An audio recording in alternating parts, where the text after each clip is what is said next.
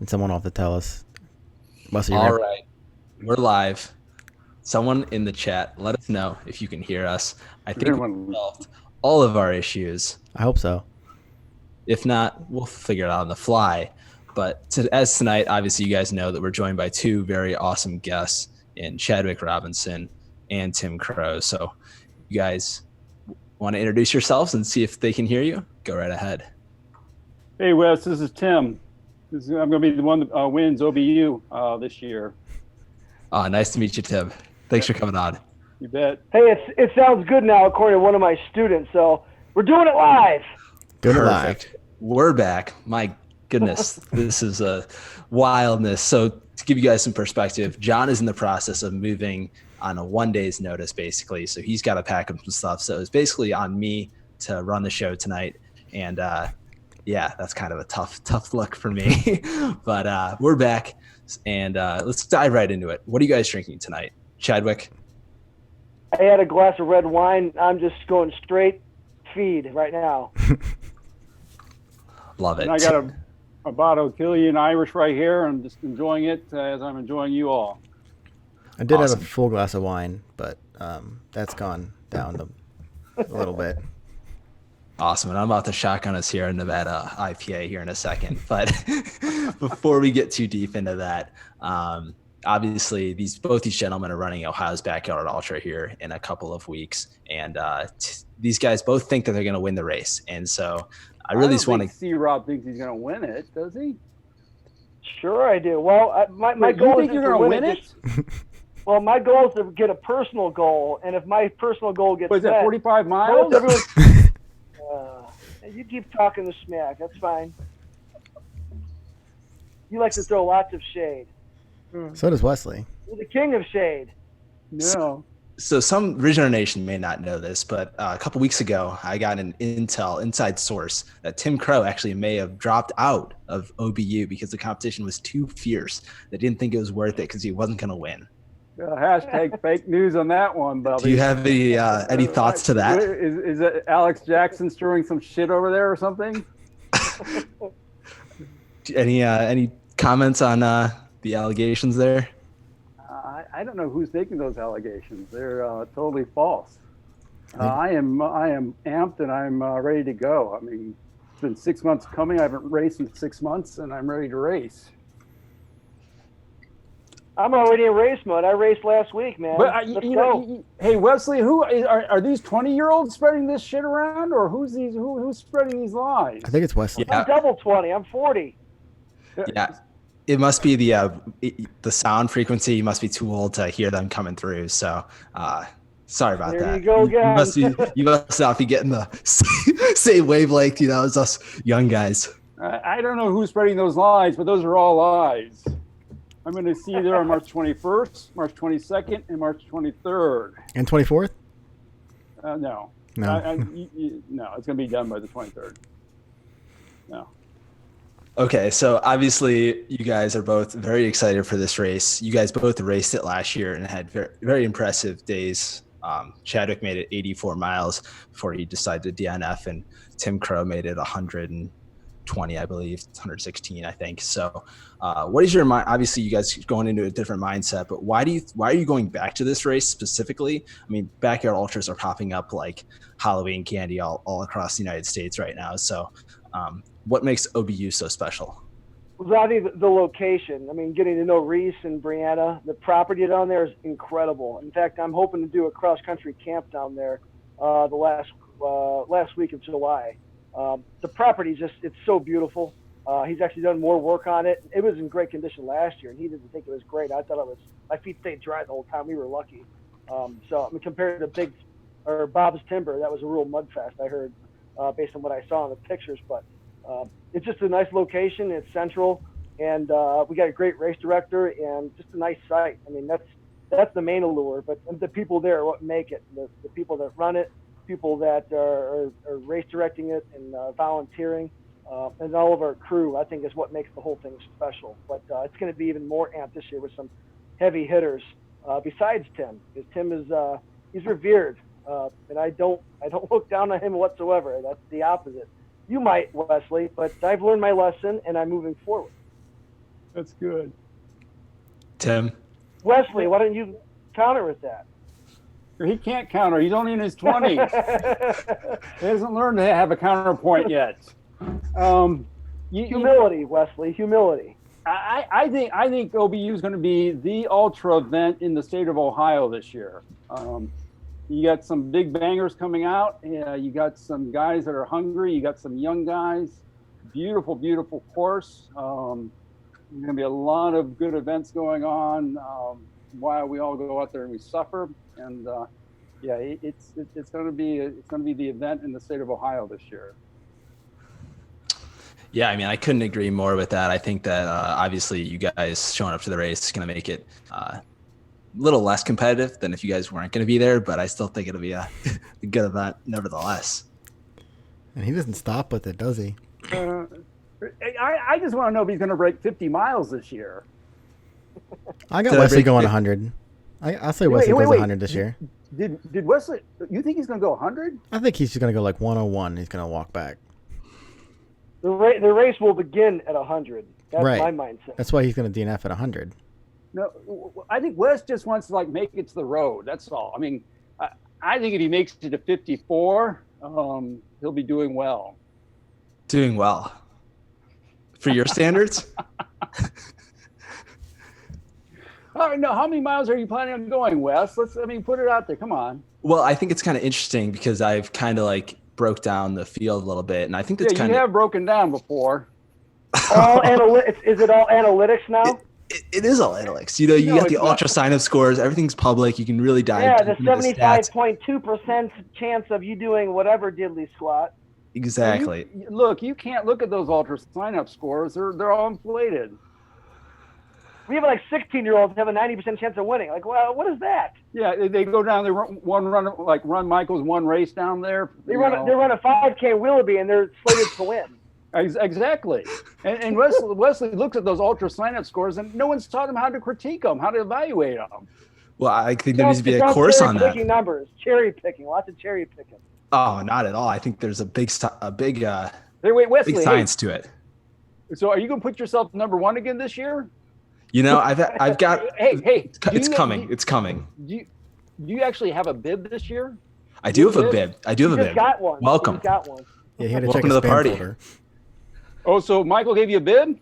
I'm signed up as of Monday. He gave him a baby bib. Vomit. I'm going to bring the diapers. Perfect. You'll need them. Oh.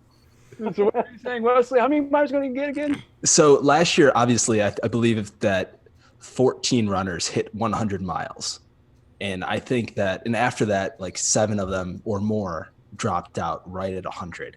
And I think that that's pretty much the trend in these races. I think at Bob's, I think around the same number hit 14 or so hit 100. And then there's only 6 or 7 people left. Same exact thing. And so, but this year, I think there's going to be 25 people that hit 100 miles at this race. No way. I don't think there's going to be 25. 100%. It's 1 in 4. It's a stronger field this year from top to bottom. The whole field's stronger. Yeah, I agree with you. It's a stronger field, Wesley, but I still don't think you're going to get 25 people hitting 100. But and then you don't even get that. Happens. So you think there'll be what's your number of hitting 100? Same as last year, 14? Yeah, I would say around 15. 14 to 18. Yeah, as soon as they found out that you have a bib, they're just going to tap out at 88. I don't know.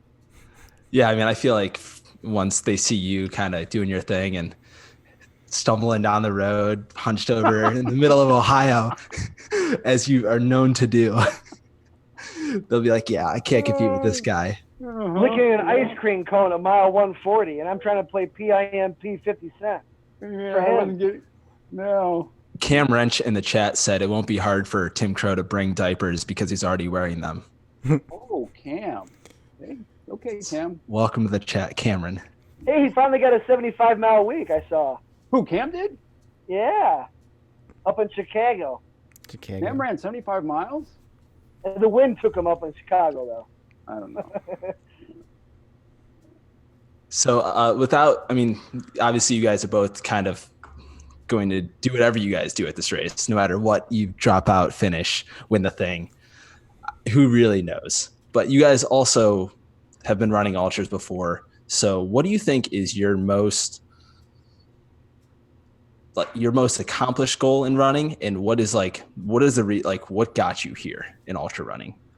Go for it, Timmy. My most accomplished goal. I don't think I've accomplished anything, quite honestly. When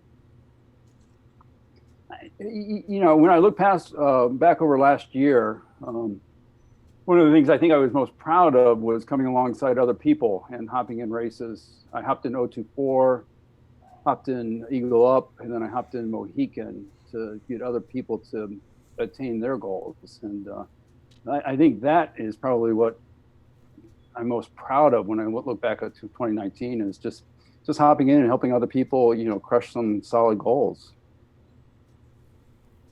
I think I fall in the same boat. I've helped my buddy Michael Lewis, who's my crewman. He's finished his first 100. He's had some pretty rough bouts. He's helped some people literally almost die on the trail, bleeding from orifices and having kidney failure, and that caused him to drop. And I helped him get through his first 100. I got him through a couple of hundreds, and recently in Indiana too. So I kind of agree with Tim there. I think it's getting other people to finish. I've got some things I'm proud of, but you find more reward in seeing other people succeed where they don't think they can succeed. Whether it's, for me, coaching kids running a 32-minute 5K, for which a lot of people might scoff at, but for someone that could be 180 heart rate, like that's incredible. So seeing someone do that is way more rewarding for me, rather than me getting rewarded by myself. Sounds like the noble answer to say, but it's true. Well, I mean, don't get me wrong. I like to win. I mean, I had some good races last year that I'm proud of, but part of those races that I'm proud of also is, like Old 96 or 200. It wasn't what I was doing out there. It was what the community was doing. It was, getting out there and realizing that, to run a 200-mile race, you need a team of 6 ultra runners around you to literally keep you alive and keep you going. And that's the beauty of, ultra running is, we do it by ourselves, but it's also about the community and about, seeing C-Rob come out in the middle of the night doing whatever he's doing, quoting whatever he's doing.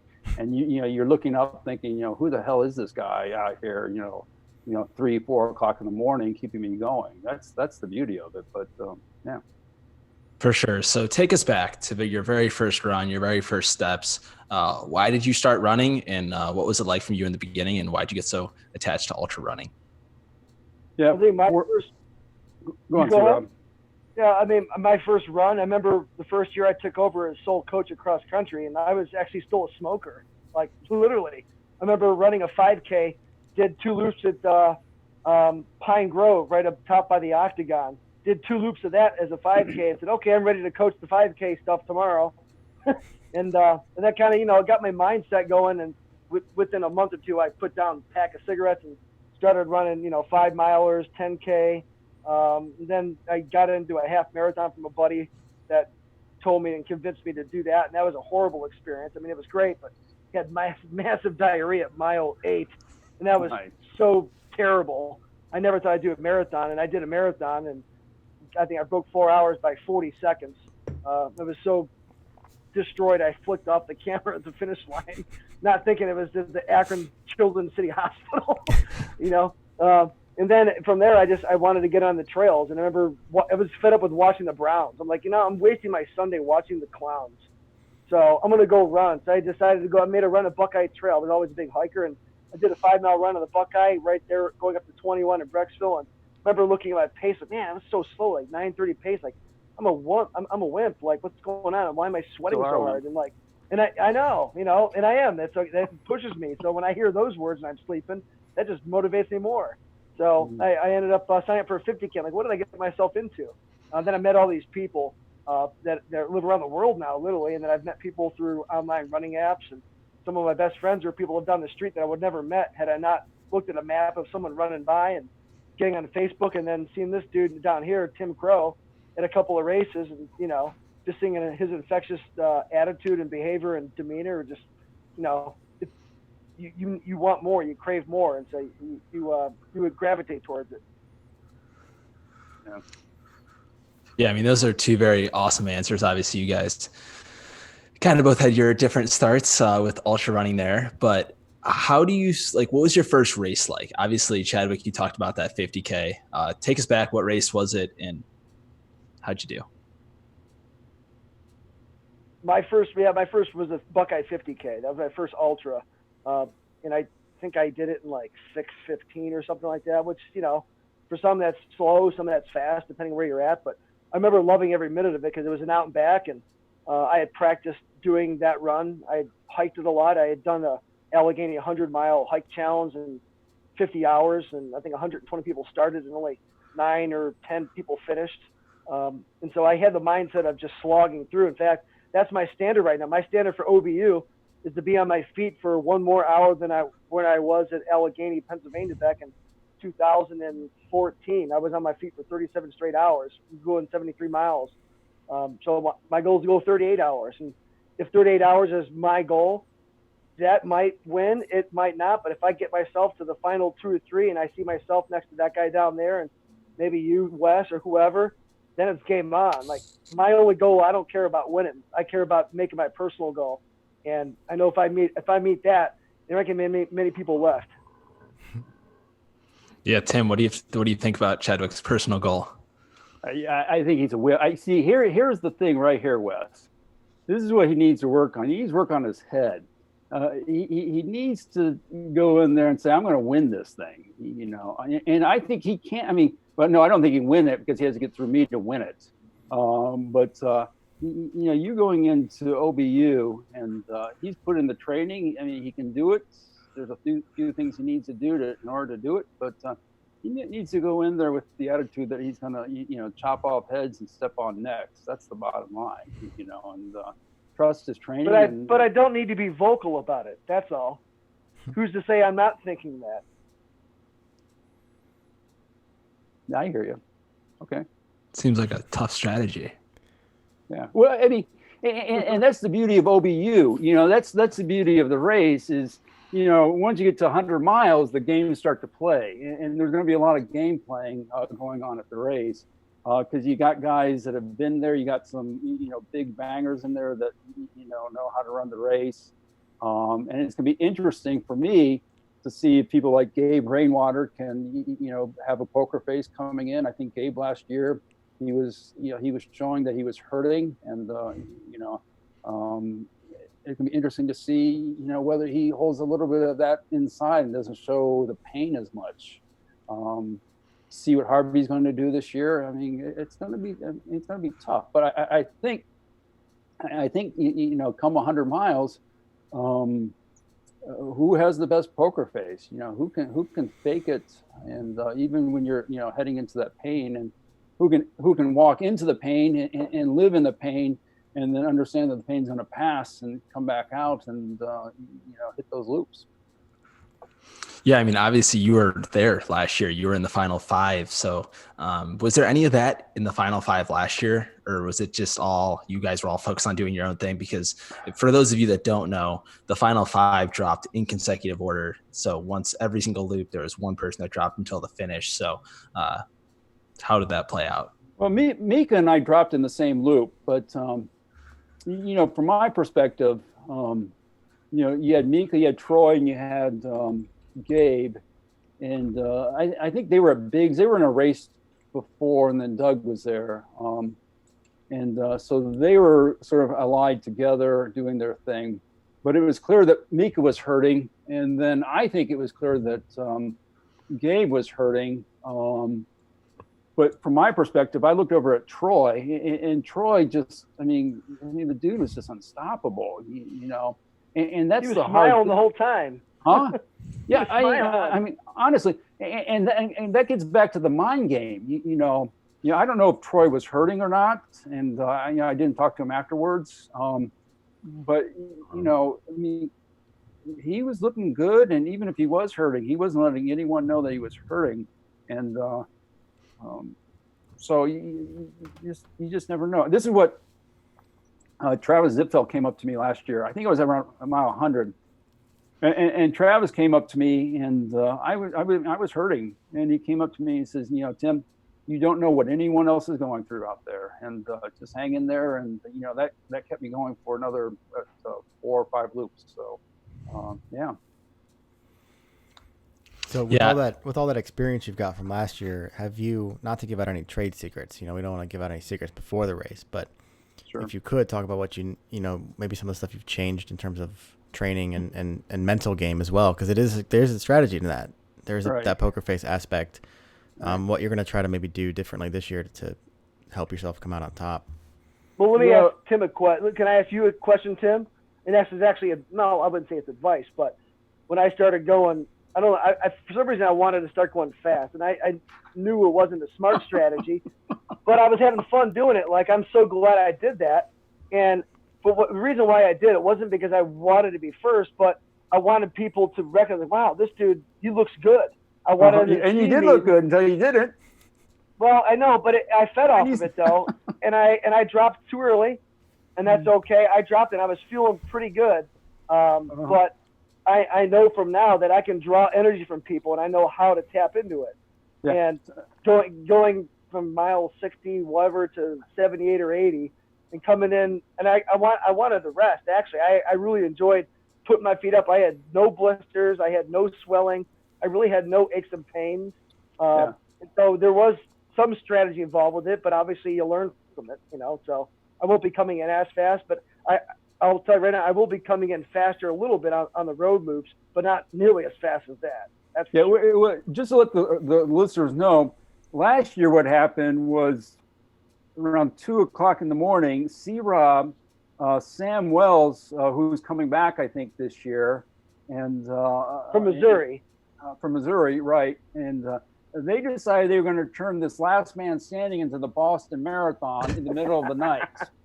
And I remember looking over at Jamie Hanks, who I thought Jamie was going to be able to go a long way. And I told Jamie, I go, look, brother, don't get sucked into this. This is death right now if you get sucked into running this Boston Marathon. So, my advice to you, Chad, is you go for it. You BQ from 3 o'clock in the morning to 6:30 in the morning. You chase that BQ, man, and then, come 7 o'clock, you're going to be, tapping out. Yeah. I hope so. Advice. John,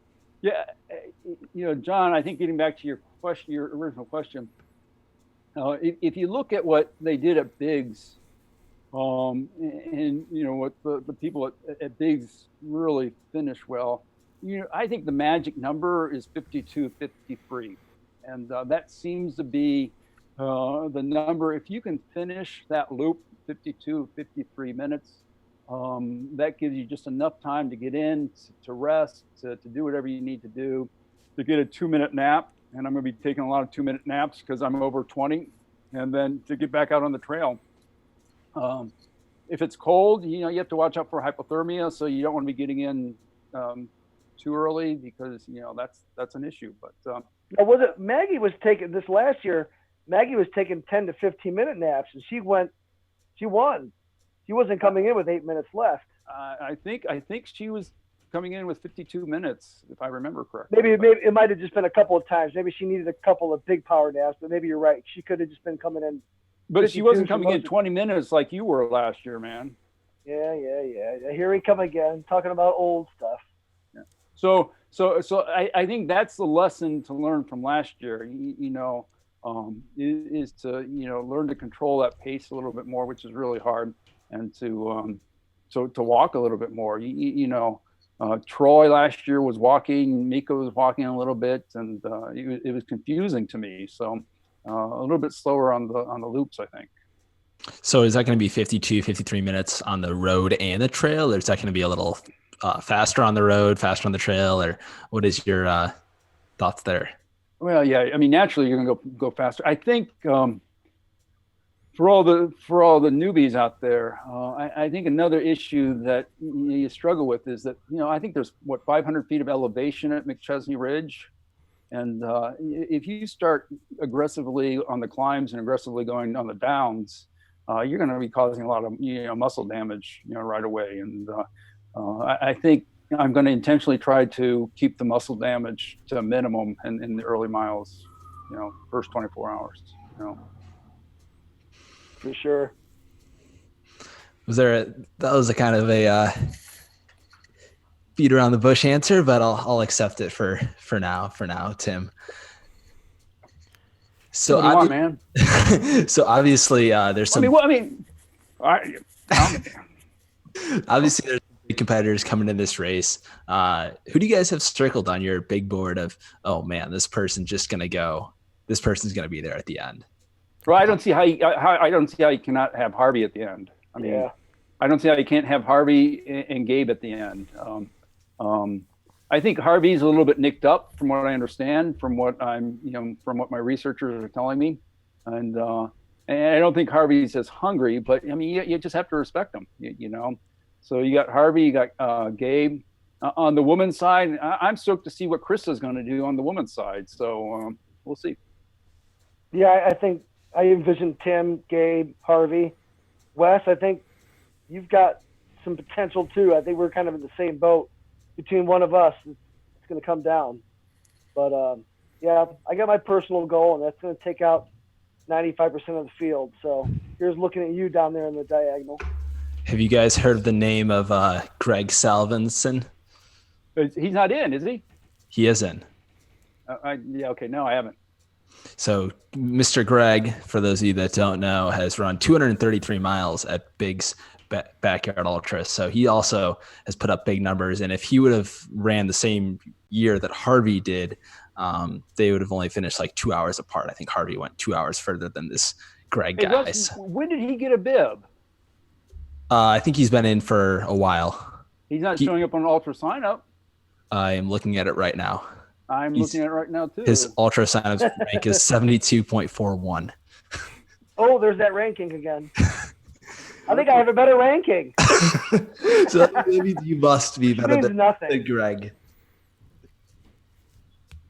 But yeah, okay. I mean, I think I threw Tim Crow off his rocker here, knowing that there's someone else that's going to be I'm crushing him now. Whew.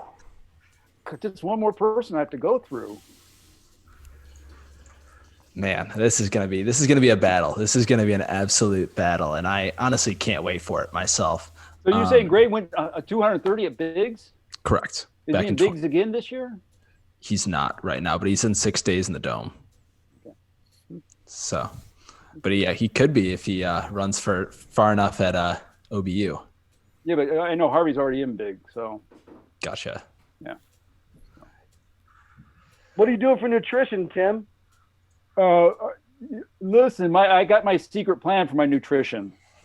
Does that involve Michael Lewis feeding you Pop-Tarts and marshmallows? And Michael Lewis better, after you tap out, Michael Lewis better come over to my side and keep me going for another 100 miles. I'm bringing a dietitian down with me this year. So the dietitian's going to, get some special formula and it's going to keep me going. So. Wow. But my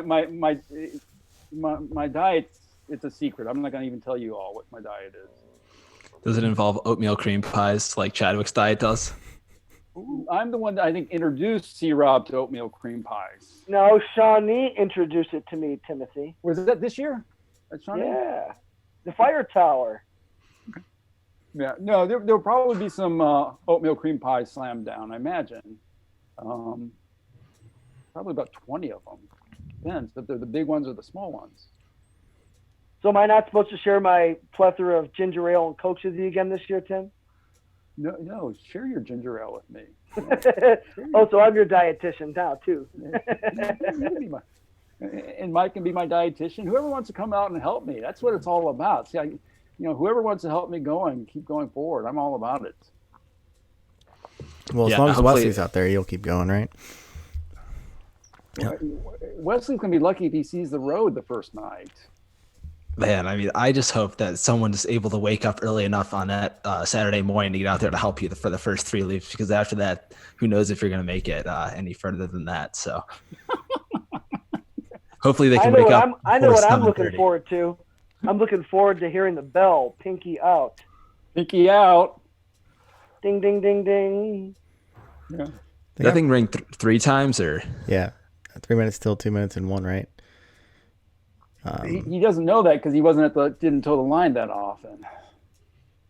Dude, that bell got like ridiculous, and it was funny like being a spectator last year and seeing like everyone roll through every 2 miles from that perspective, and just like even then it like got intense with the bell because you're like, oh my god, the bell's going off again, and you watch everyone scatter and get up and get back into line or something like that. But it was like it happened so much faster than you thought it did. Like it is. I don't only think an many hour. people also no one really mentions the fact that we aren't just doing a loop. We're doing 2 loops to make 1 loop. That makes it extra fun. Everyone's 4.1667. We're 2.08 dose. It's fun for perspective. It would have been too much elevation. It would have been over 750 feet per loop. That's what makes this one a little more challenging than the other one. The elevation is what gets people. Mm-hmm. There's no way there'll be 25 people at 100. Yeah, that's what I'm saying. I don't think there's going to be 25 people at 100. That first mile is a 250-foot climb. 20 or 15? What's your number? Kind of jumping back to this. I'll take the under on 17. Well, now that I know that Greg Salveson's in it, it's going to go up to 16. Well, there you go. Ian Akers has a question from the chat. What is your go-to flavor of Pop-Tarts? My go-to flavor is s'mores. It's every run I have a s'mores, and I have a s'mores, and I have a s'mores. So it's a s'mores. Yeah, it's usually whatever Tim has. That's my favorite flavor. Oh yeah, remember when you bonked at Shawnee on that training run? Oh yeah, that's right. Oh, and you bonked with your and you needed my Reese's. It's give take. Quid pro quo. That's what I say. Quid pro quo. This is the same training run that ended up with the pickup truck pickup?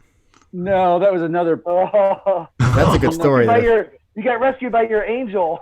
Yeah, I got rescued by Jericho. That's right. Hitchhiking out of the Shawnee forest. Now tell everybody the first things out of your mouth before you got into the back of that pickup were. Oh, when I was hitchhiking. What did you ask him? Huh? What did you ask him? So here it is. It was Lotzenheiser and Jamie and myself were in the Shawnee forest, and it was raining. Vertigo was setting in. We were lost, and I told them I'm going to get to the road and I'm going to hitchhike. And so sure enough, we're in this country road, and I throw out my thumb to pull. This big old pickup truck comes over, and the big old guy, and I said, "Can you give us a lift?" And he looked over, and there's no room in the truck for us. And I go, "It doesn't matter. I'll just sit in the bed." And before I got in the truck, I looked at him and goes, "Have you ever thought about killing anyone?" And I wanted to make sure that I was going to come out alive. But that was another training run down there. Yeah, I mean, that sounds like an awesome experience that you were, again, bonking in just a training run. Kind of similar to like you did in the Mohican training run over the summer, I think. I think I did bonk in the Mohican training run, and that's a whole different story. I mean, life is only fun if you're living on the precipice of bonking. I mean, it's just really, that's where life begins. So there's a lot of people that may not take training to that level. Maybe they're trying to like stay in their comfort zone more and not really push the envelope when it comes to training. Why do you think that's so important, especially in these long races? That's where you discover yourself. That's where you find out what you've got. Yeah, you got to draw on something. So when you're at your absolute nothing, you've got to find something that just draws you there, like a moth to the flame.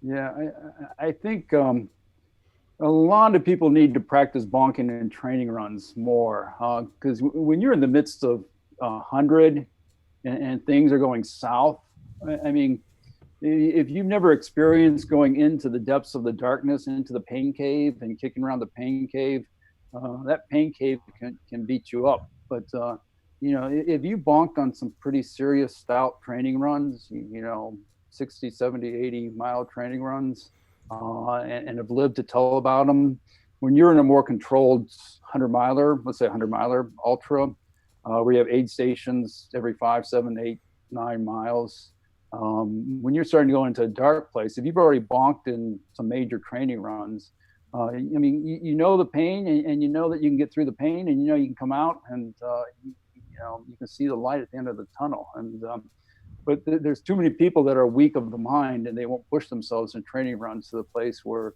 they hitchhike out, or they call an Uber, or they crawl out of Mohican. I mean, literally last summer I crawled out of the Mohican forest because my body was starting to go on me. But and I think that just helps you, in the depths as you go from 100 to 200 or 100 to backyard type races, is understanding the pain and understanding what it's like to cycle through it. Yeah, Michael Owen has officially jumped in the chat, and he said, "Hey, that Michael, these two guys will be most likely to DNF OBU. Very high odds, about 144 to 155 odds they will drop out." How's Michael doing after his last DNF at Mohican?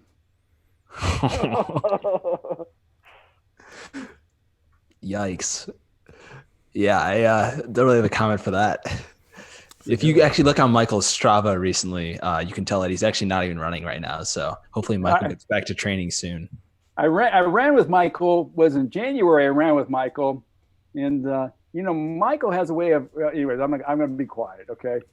Michael, Owen, I love you too much to go on record. You're one guy I'm not gonna talk shit about publicly. So, anyways, I was with him in January, and I know exactly what's going on, I think. So. Yeah, I guess he said that you guys are both similar in that regard. We both dropped out in first place. Just true, I guess, if you're thinking about your 200 miler. Yeah, I didn't drop out of my 200 mile. I went after and I got it. So that's good. Well, I know I'm looking forward to bringing the energy for Michael this go round again. Hopefully, I won't be coming in first in the night hours. I won't be. Hopefully, they won't try to lock me. Hopefully, they don't want to lock me in the porta potty again this year when I start screaming, "Here we go, Brownies!" Yeah. Go on, Wesley. I know there's a couple people that are going to be super interested in this, Chadwick, so I wanted to make sure that we get this out there publicly on the record before anything serious happens. But how many times will you be yelling "dog check" at Ohio's Backyard Ultra? Well, I don't know. You're the one that introduced me to dog check. I don't calculate anything that I'm going to say. It's all spur of the moment. Like I said, I do everything live, one take all the time.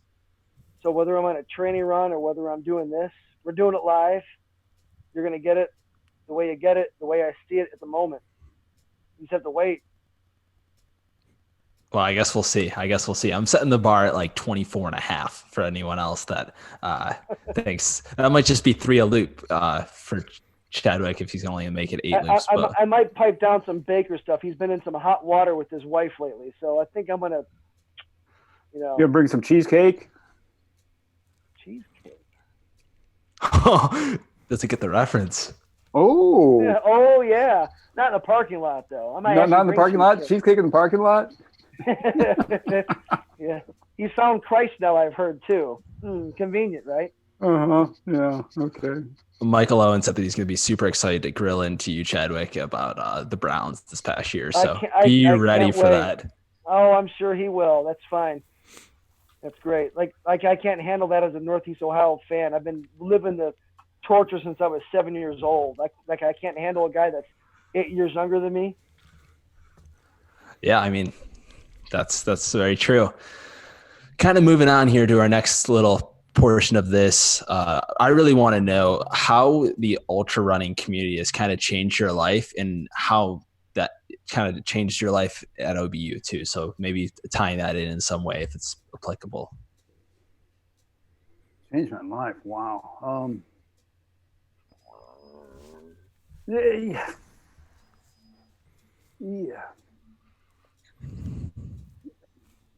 See, Rob, do you have anything on that?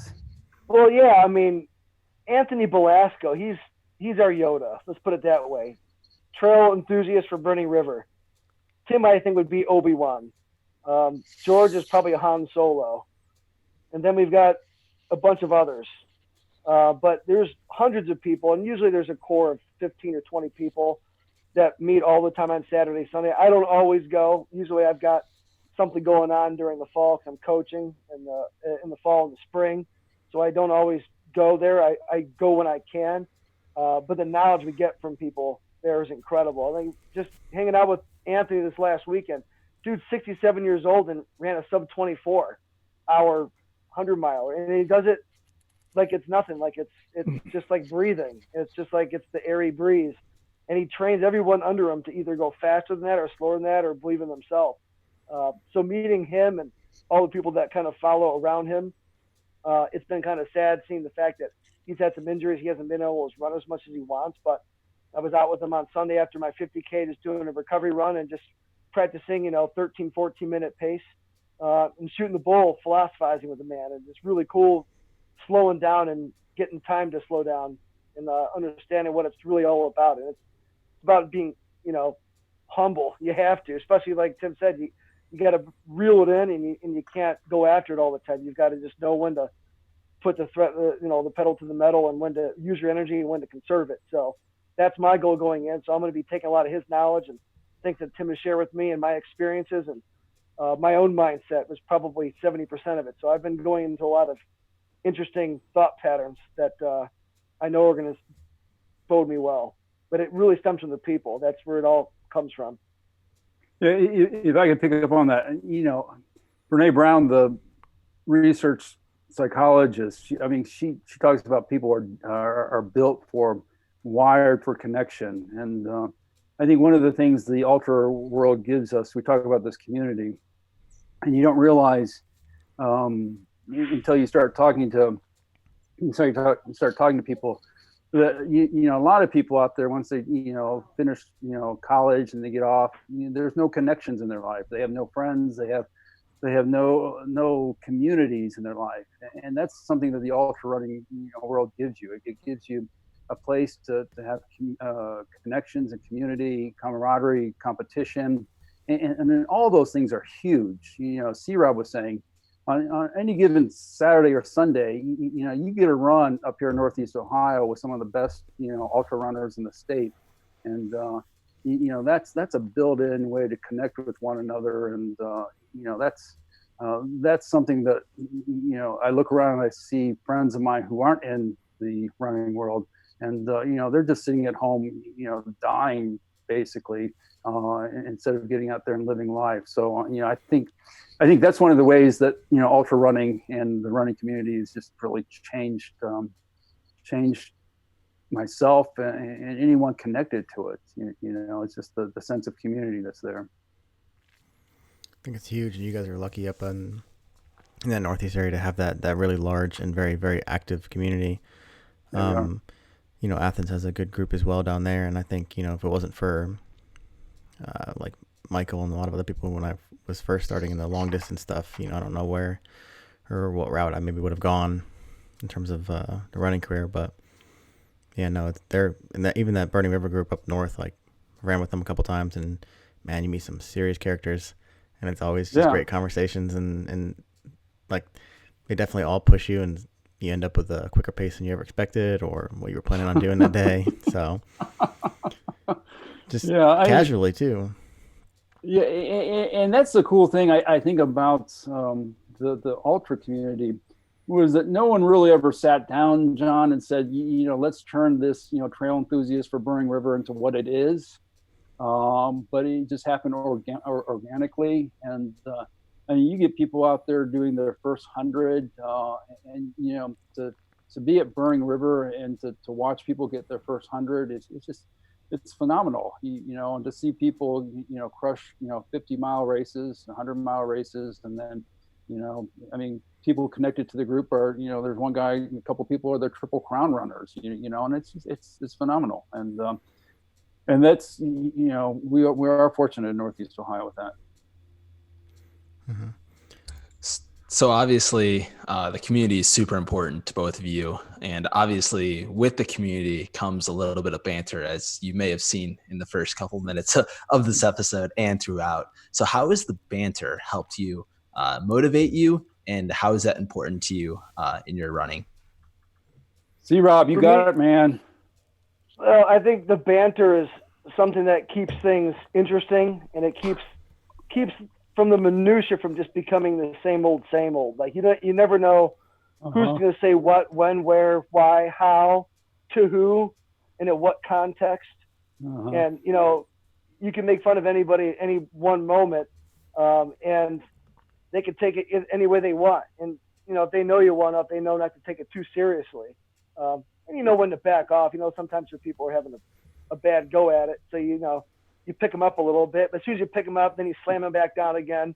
You know, let them know where their place is. I think we've all been in that spot. But, you know, everyone's got their breaking point. Everyone's seen everybody in a low spot. But I think it's always nice to see someone when they're in their high spot and then, you know, sharing that with someone else. But, so I banter, but I usually, you know, it's never to demean. And I think that's an understood rule. You don't ever do it that way. But you Oh, hashtag kill the crow. Come on, man. That was fun though, man. Now, Oh, it was fun. That. No, it wasn't fun. It was awesome. You know. Right tonight, you have to come clean. Can I come clean? I'm going to confess something. You come clean. Can I come clean? Crow. Hey, I want to tell you how I held back a little bit. And if Wesley, or no, if Quentin's watching this. Hold back. No, you DNF'd at mile 40, man. Professor, let me talk for a second. Would you please? Okay. When we were down, I went down to Quentin and I went down to Great Seal State Park. Awesome place to run. We're running. Tons of vertical. Wow, I never thought you could get vertical. It's like a miniature Frozen Head, literally. So we're up there, we're running. We got a little lost, and it felt like we were kind of by the fire tower at Frozen Head, but you know, it's in Ohio. But it's gnarly.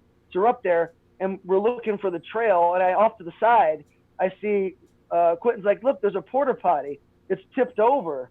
I'm like, ooh, this is an opportunity to go get a nice photo shot and have me pushing over the porta potty, send it to Tim in the group saying, kill the crow while he's in the porta potty. I'm like, you know what?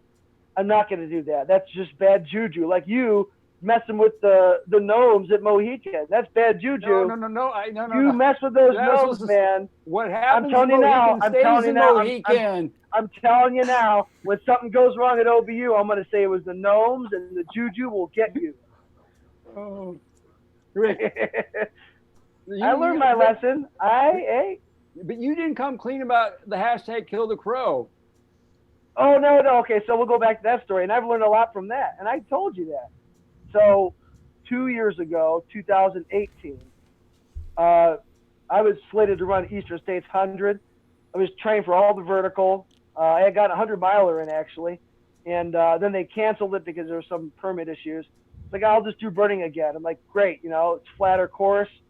I'll go out and burn. I've been doing all this vertical. I've been training in the heat. I've been driving in my car with the heat on full blast. And I felt good. I'm like, you know what? I wanted to push myself, you know? So I figured, you know, why not try to hang with someone like Tim who's trying to go sub 22, sub 21. I'm like, hey, I want to make a bet. I want to give myself a goal. And I wanted to try to break his record on the Burning River course. And I held it for the first 35 miles, and things just fell apart. I mentally tapped out.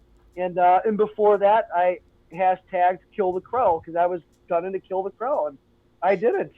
And I'm a better man for it. Yeah. What else do I need to come clean about? I'm not hiding behind it. I never have.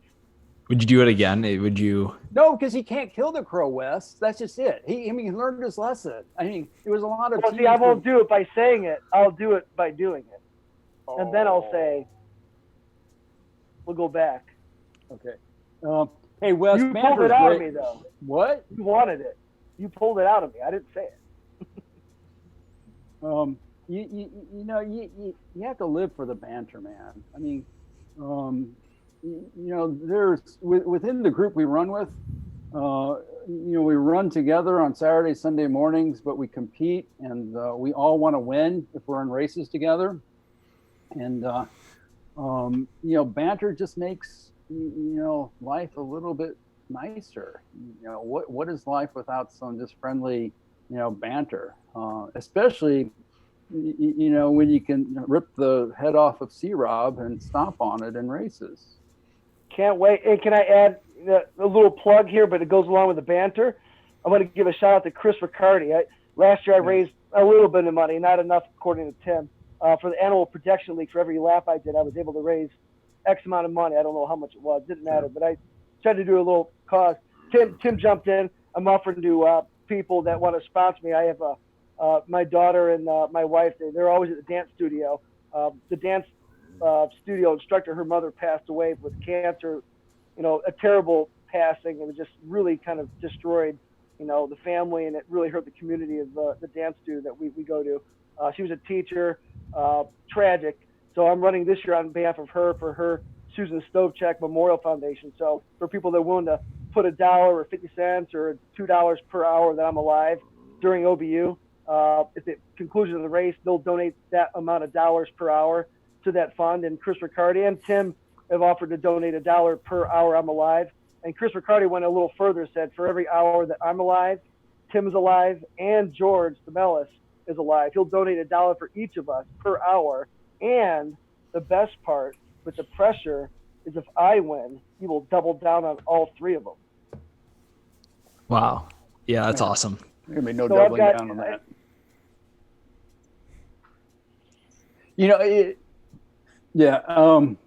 The cool thing about the banter, though, is within the community, the banter exists.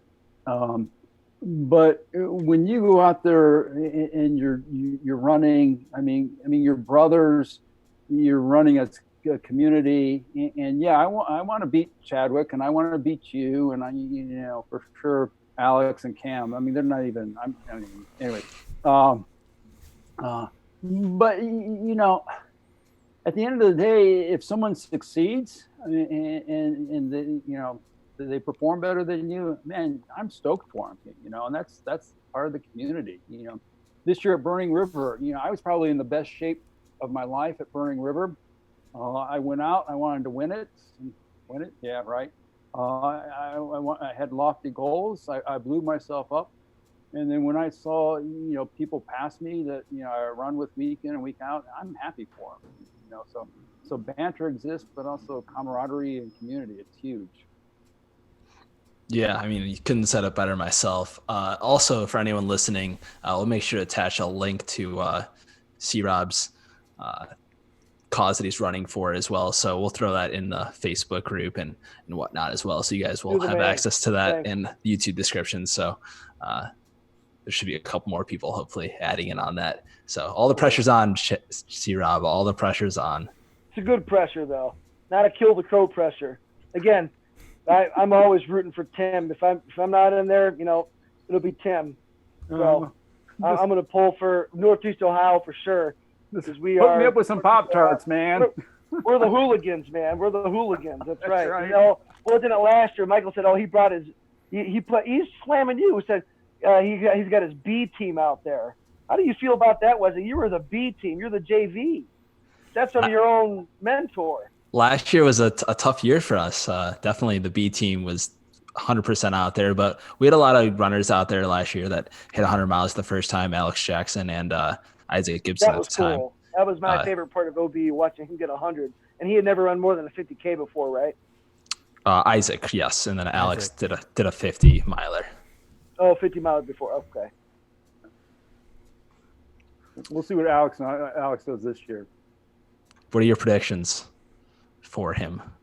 For Alex, 104. Ooh, I think he'll get 100. And he crawled to 100 last year. I don't remember if you remember seeing him, but he was like death around mile 80. And I think he'll get 100, and then I think he'll push it 4 more miles and tap out. Awesome. And before we wrap up here, Michael Owen just decided to drop some breaking news about OBU here. There is tentative talks that Fluff Bakery will be providing pad thai on site at OBU this year. So that's big time. Hopefully they come through with that. I know that if you guys didn't see, Jessica Kopowitz is running as well, and she's definitely going to hit 100 miles for sure. So chalk her up as one of your 15 runners to hit 100. But we really appreciate you guys taking the time to come on here and chat with us. Hopefully we guys can do this after the race and hear how it went, because I'm sure there can only be more body blows thrown, basically determining on how things went after the fact. Regeneration, as always, make sure to subscribe to us on YouTube to stay up to date on all the content, and make sure you guys don't miss a live show. Thanks again, Tim and Chadwick, for joining us tonight. Peace out, man. Peace. Alrighty. We'll see you guys later.